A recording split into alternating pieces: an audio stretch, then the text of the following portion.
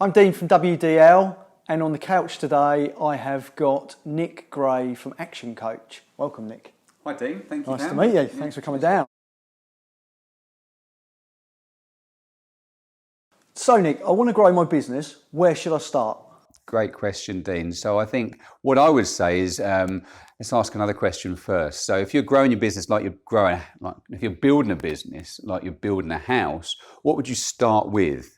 Foundations. Foundations, great, yeah. So, and that's what a lot of people say is the foundations. Really, we want to take a step back and look at building a plan first, because it's just like a house. If you start building it and decide it's going to look a bit different, if the foundations are already there, then you can't change it. So we want to start with the end in mind and have a plan. Okay, so you're going to start building a strategy, set some goals in that process? Absolutely, absolutely. Have a plan of where we're heading and have some goals along the way.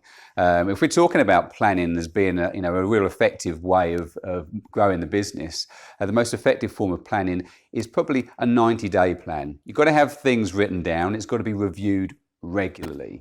So we want to have long-term vision for the long term, so 3 to 5 years for a business plan maybe. But then in the short term, to enable you to get there, an action plan.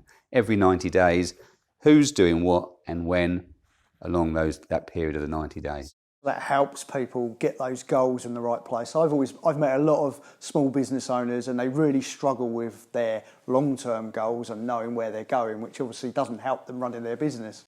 Yeah, absolutely. I think it's really important to remember that human beings overestimate what we can do in the short term, underestimate what we can do in the long term. So we sort of, what we can do today, we overestimate what we can do, but what we can do in 5 years, we underestimate. So think big for the long term, and then that's what we want, and in the shorter term, the 90-day plan is how we're going to get there. And I assume getting it down on paper is a really big step to making that happen. Oh, massive. I mean, I won't go into the story about what difference that writing stuff down makes, but most people I speak to, they say, if they've got a plan, yes, it's up here.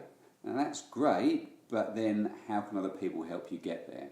We really need to get it down on paper. It's far more effective if you get it down on paper, and then you can review it, you can be held accountable to it, and it'll help you get to your goals a lot sooner.